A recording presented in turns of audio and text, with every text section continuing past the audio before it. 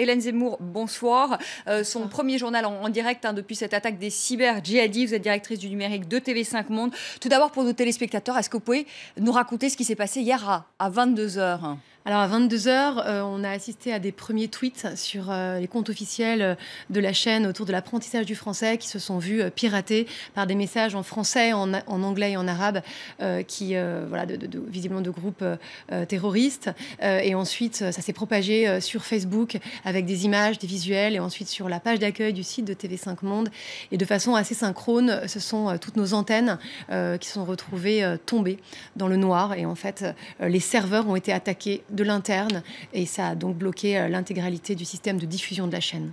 Est-ce qu'on peut dire ce soir que vous avez repris possession du numérique et du broadcast? Je crois qu'on peut le dire, oui, tout à fait. Avec ce premier JT, le 64 minutes en direct, on est effectivement très content que ça ait pu se faire. Maintenant, derrière, il y a encore beaucoup de choses à réparer. Il y a tout un système informatique de la maison qui n'est pas reparti. Les salariés n'ont toujours pas d'accès à leurs emails, à leurs serveurs, aux outils. Et ça rend effectivement le travail très complexe à moyen et à plus long terme. Comment expliquer qu'il ait fallu 20 heures justement pour rétablir le système, en tout cas 20 heures pour pouvoir diffuser un premier journal en direct? C'est long. C'est très long pour nous aussi, croyez-le bien, mais les serveurs étaient complètement détruits.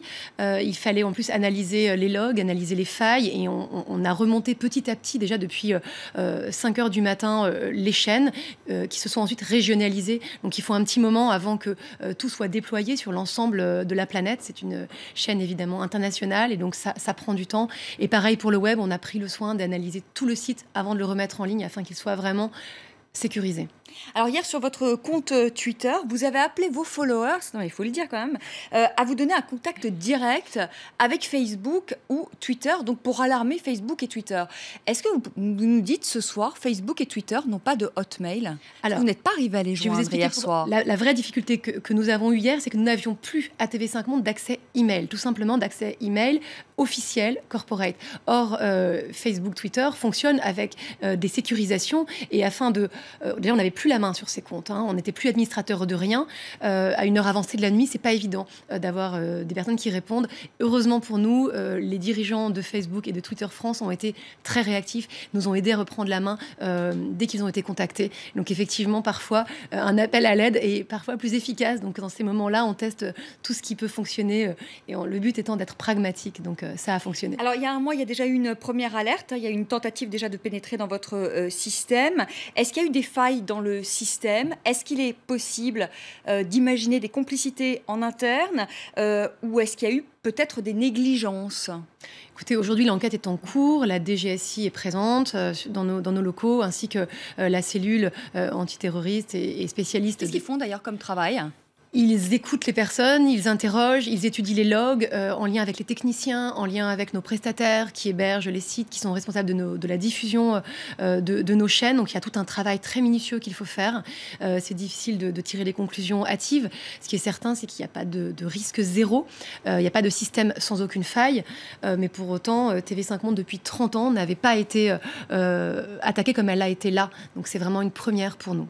Qu'est-ce que vous allez faire aujourd'hui pour que cela ne se reproduise pas? Eh bien, on va de toute façon tirer les conclusions, essayer de comprendre exactement par où ils sont rentrés. Apparemment, il semble qu'il y ait une entrée par les réseaux internes, et c'est d'abord ça qu'il faut comprendre.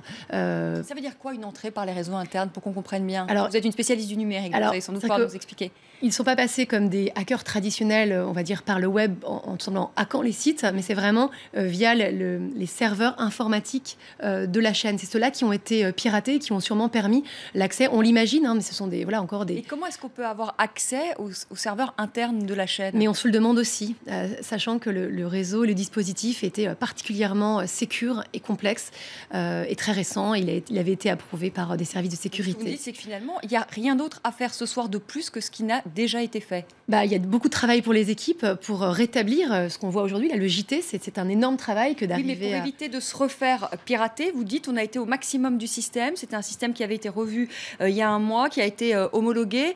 Donc ce que vous nous dites ce soir, c'est que vous ne pouvez rien faire de plus aujourd'hui pour empêcher que cela ne se reproduise, que vous étiez au maximum de la zone de sécurité. Je pense que ce serait... j'en sais rien aujourd'hui, très, très franchement. Et les études sont en cours, c'est vraiment trop tôt pour le dire. franchement, aujourd'hui, on tirera les conclusions un peu plus tard lorsque tous les spécialistes, les experts auront donné leurs conclusions. C'est un petit peu tôt pour en parler. Merci beaucoup, merci Hélène Zemmour d'être venue sur le plateau de France 24. Et donc c'est l'information de la soirée TV5 Monde qui a repris totalement la diffusion de ces programmes en direct avec donc ce premier journal en direct. Vous voyez ici le 64 minutes, l'émission 64 minutes donc qui vient de reprendre à 18h.